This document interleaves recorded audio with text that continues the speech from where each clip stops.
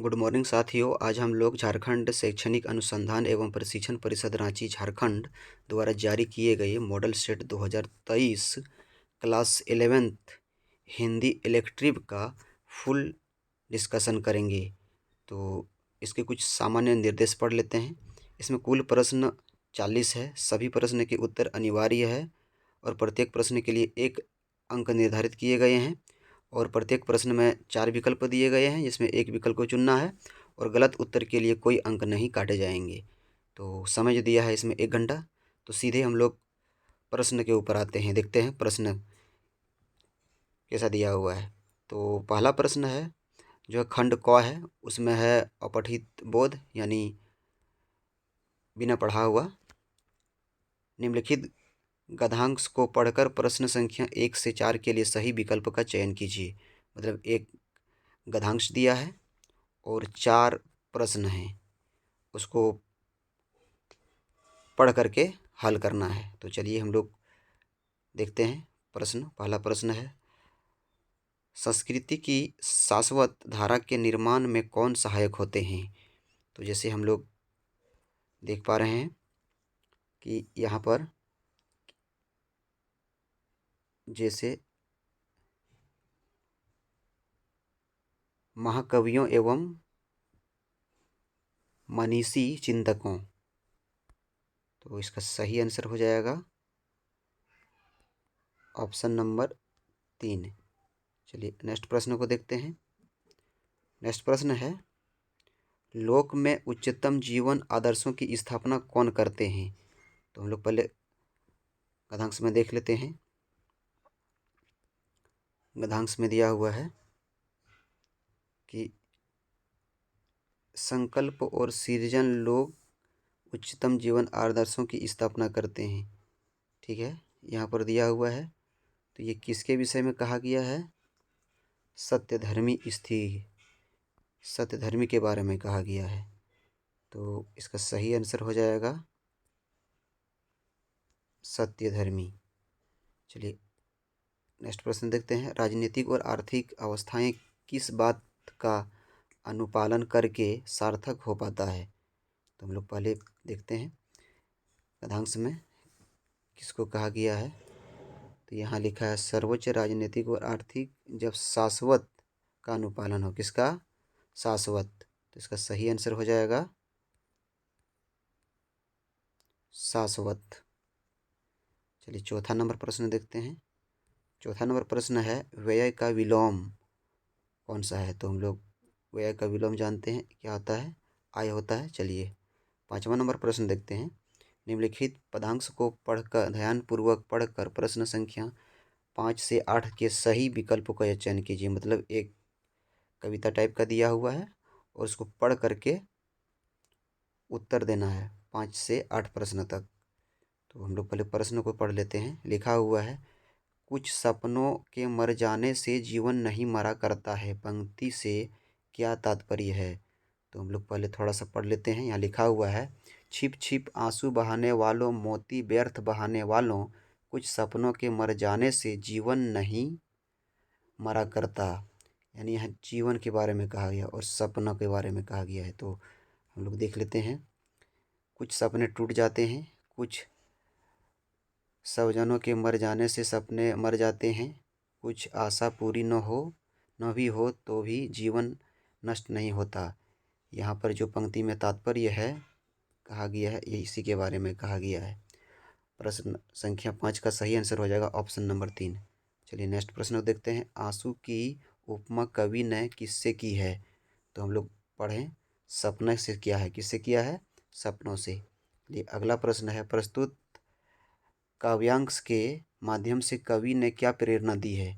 निराश होकर हार मान लेनी चाहिए, स्वयं को स्वयं से लड़ने की, निराशा त्याग कर्मशील बनने की, समाज को त्याग कर जीने की। तो इसमें जो कहा गया है ऑप्शन नंबर 3 निराशा त्याग कर कर्मशील बनने की।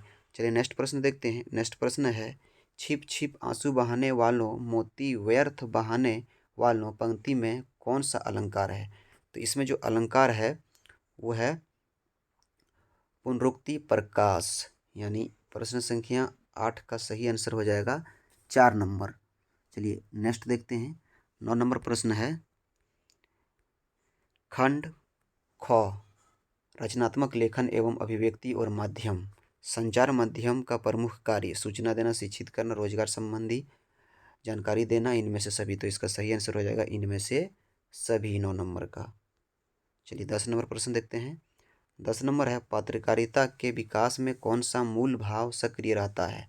संवेदना, जिज्ञासा, आर्थिक सहायता, प्रतिस्पर्धा। तो इसका सही जो होगा जिज्ञासा, जानने की इच्छा जिसको बोलते हैं। चलिए अगला प्रश्न है, विचार के आदान प्रदान की सबसे प्राचीन शैली कौन सी है? तो ये है सबसे प्राचीन शैली समाचार, पत्राचार जिसको बोलते हैं, पत्र लेखन। 11 का ए हो गया, कौन A1 हो गया।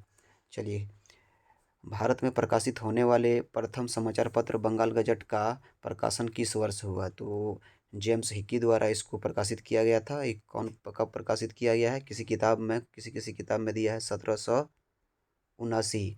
तो यहाँ इस तरह का ऑप्शन नहीं है, लेकिन यहाँ पर जो दिया गया है वो 1780। तो इसका सही आंसर हो जाएगा 1780। 12 का 2 नंबर हो गया। चलिए नेक्स्ट प्रश्न है, संचार के मुद्रण माध्यम में किसे शामिल किया गया है? तो ये सभी इसको शामिल किया गया है, समाचार पत्र, पत्रिकाएं, ठीक है, पंप सेट्स, ये सब है, सभी है, इनमें से सभी, ये सभी है। चलिए 13 नंबर का हो गया। 14 नंबर देखते हैं। 14 नंबर है, संपादक किसके द्वारा लिखा जाता है? तो ये संपादक के द्वारा लिखा जाएगा, यानी 2 नंबर हो गया 14 का। अब 15 नंबर देखते हैं।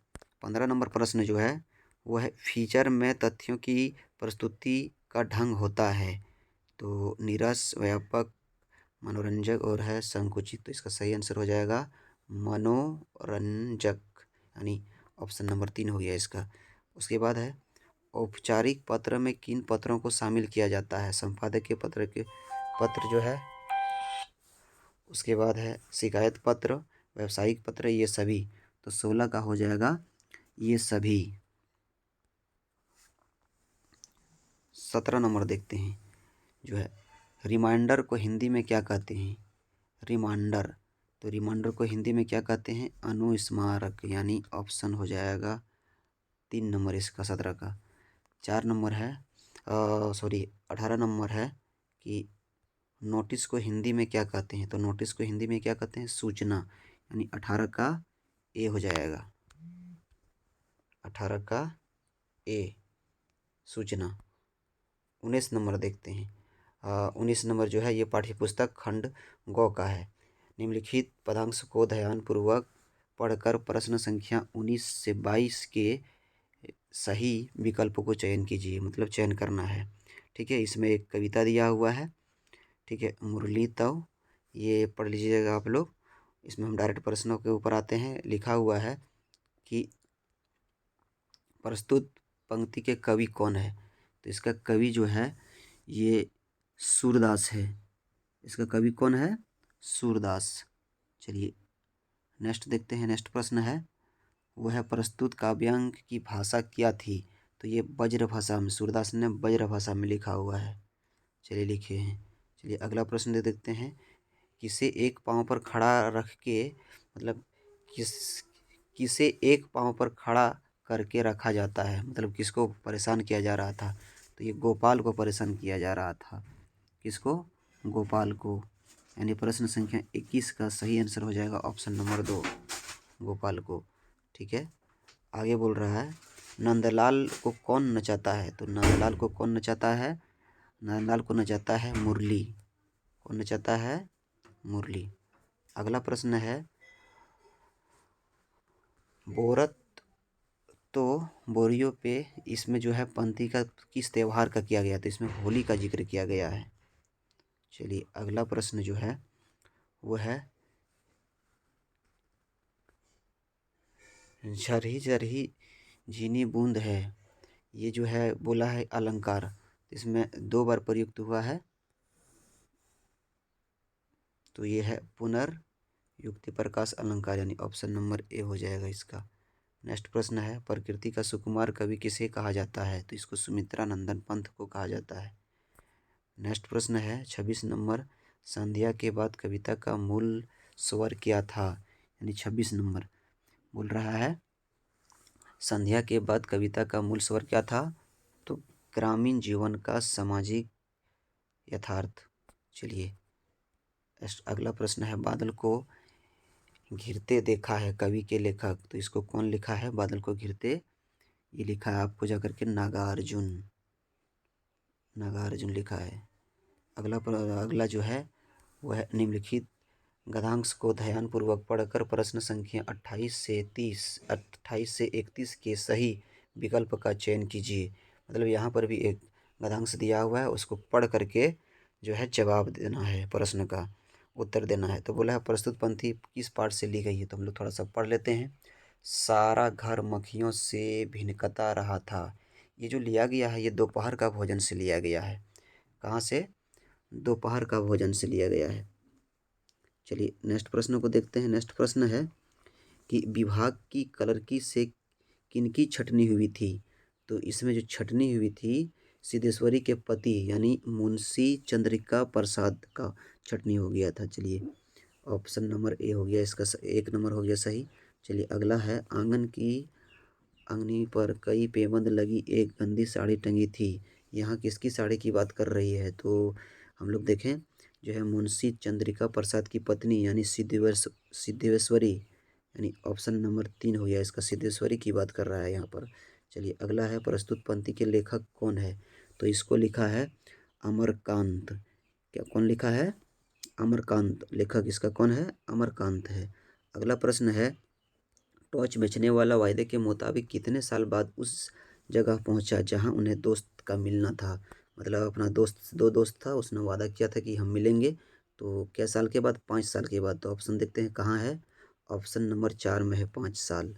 चलिए अगला है, गूंगे को किसने पाला, तो हम लोग जानते हैं गूंगे को किसने पाला, उसका बुआ और फूफा ने। तो देख लेते हैं कहाँ है ऑप्शन, बुआ फूफा, ऑप्शन नंबर 4 में है। चलिए नेक्स्ट प्रश्न है, ज्योतिबा फूले ने किस संस्था की स्थापना की, तो सद्य शोधक समाज, यानी ऑप्शन नंबर 3 में है ये। चलिए अगला प्रश्न है, उसकी माँ किस विधा की रचना है, तो उसकी माँ जो रचना है वो कहानी है, एक क्या है, कहानी। चलिए अगला प्रश्न देखते हैं, 36 नंबर, 35 नंबर देख लिए, 36 नंबर देख रहे हैं, भारतेंदु हरिश्चंद्र के अनुसार उन्नति के लिए क्या अनिवार्य है, जनसंख्या नियंत्रण, परदेशी भाषा, ठीक है, मत मांतर, इनमें सभी। तो लोग जानते हैं भारतेंदु हरिश्चंद्र ने जो है उन्होंने बोला था कि विदेशी भाषा पर जो है विश्वास नहीं करना चाहिए, भारत की उन्नति के लिए विदेशी भाषा पर जो है विश्वास नहीं रखना चाहिए। तो इसका सही आंसर हो जाएगा ऑप्शन नंबर 1। थोड़ा इसको आप लोग देख लीजिएगा अच्छा से। अंडे के छिलके किस प्रकार के एकांकी है, तो अंडे की जो है वो है पारिवारिक, यानी ऑप्शन नंबर 3 हो गया इसका।